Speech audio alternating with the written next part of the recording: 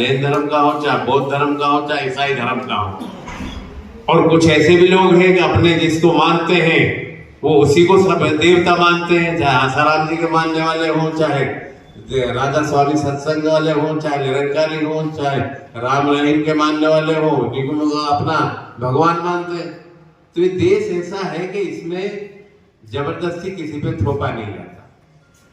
तो आज बीजेपी जैसा कि बताया गया है, मैं 2 शब्दों में अपनी बात खत्म करना चाहूंगा कि हमें बूथों पर अच्छी मेहनत करनी है, बूथ वाइज टीम बनानी है, फिर उसके अकॉर्डिंग काम करना है। हमारे पास जैसे कि वर्तमान की 10 जो योजनाएं हैं गहलोत सरकार की और भविष्य की 7 गारंटी योजनाएं भी हैं, उनको लेकर डोर टू डोर कैंपेन चलाने हैं। और ये जो शेष 7 दिन हैं वो हमें कड़ी मेहनत के साथ बिताने हैं। जुबैर जी ने हमारे लिए 35 साल संघर्ष किया, क्या हम 7 दिन नहीं दे सकते उनके लिए? हो सकता है क्या ऐसा? तो हम सब 7 दिन रात दिन एक कर देना है। कुशल और अहिंसात्मक शासन की यदि स्थापना करनी है, वास्तविक राम राज्य की स्थापना करनी है, तो कांग्रेस सरकार और विधानसभा में जुबैर भाई को भारी मतों से विजयी बनाकर हमारे राजस्थान की मंत्रिमंडल तक पहुंचाने का ये काम करना है सभी साथियों। पुनः आप सभी साथियों का बहुत बहुत धन्यवाद, आभार। सभी साथियों से निवेदन है, जो बात आपको बताई उस पर कल से ही लग जाएंगे। माना है, एक दूसरे का मान सम्मान किया है, जिसमें भारत एक है जो आज अमेरिका और चाइना को टक्कर देने की स्थिति रखता है। अब क्रिकेट के खिलाड़ी आप कितने दिन से हम देखते हैं, इसमें हिंदू भी होते हैं, मुसलमान भी होते हैं, महाराष्ट्र के भी होते हैं, गुजरात के भी होते हैं, यूपी के भी होते हैं, पंजाब के भी होते हैं, सिख भी कभी न कभी रहता है, कहीं क्रिश्चियन भी रहते हैं, कहीं मुसलमान भी रहते हैं। तो जब देश के लिए कोई खेलता है तो कोई आदमी ये सोचता है कि वो धर्म के आधार पर खेलता है, देश के लिए खेलता है।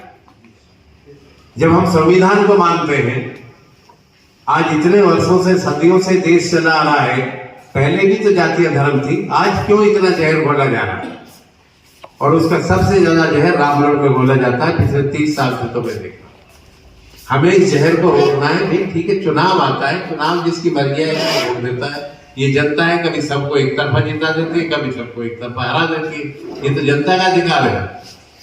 लेकिन काम के आधार पर मेरा आपसे निवेदन है, आप लोगों से बात करिए कि भाई कब तक इस इलाके को जाति में बांट कर रखोगे, जातिवाद फैला कर रखोगे, कभी तो विकास की और भाईचारे की बात करोगे। आप पड़ोस में देखा गोपालगढ़ में दंगा हुआ, आज तक गोपालगढ़ मार्केट पनप नहीं पाया, उसके बगल में पहाड़ी, सीकरी, गोविंदगढ़ दिन दोनों रात चौगुना तरक्की करे, सबसे महंगी जमीन वहां है दुकानों की। नुहू में दंगा हुआ, आज नुहू पिटा पड़ा है। दंगा जहां भी होता है, बीजेपी की कोशिश से कैसे रामगढ़ में दंगे हो गए, दंगे होने लगे तो बाजार पिटेगा कि उजड़ होगा। इसलिए अपने भविष्य के लोगों को समझाइए कि इनके पास इसके अलावा कुछ नहीं है, हमारे खिलाफ बोलने को कुछ नहीं है। ना हमने कभी किसी से एक पैसा खाया है, ना किसी से व्यवहार गलत किया है। और विकास की झड़ी तो जैसे हमने लगाई, आप देखो चारों तो आप पूरे जिले में जाते हो, अलवर जैसे रामगढ़ विधानसभा जैसी सड़कों का जाल आपको कहीं नहीं मिलेगा। चारों तरफ से किधर से सड़क है, हर कस्बे में कॉलेज है, रामगढ़ में कॉलेज है, गोविंदगढ़ में कॉलेज है, मुबारकपुर में कॉलेज है, बड़ौदा में कॉलेज है, नौगांव में कॉलेज है, साडोली में ITI मंजूर हुई है, बन रही है। और हमारा सोच देखिए, हमने रामगढ़ के कॉलेज के लिए कहा बाबा ज्योतिबा फुल्ले के नाम से रखिए, क्योंकि आसपास में माली लोग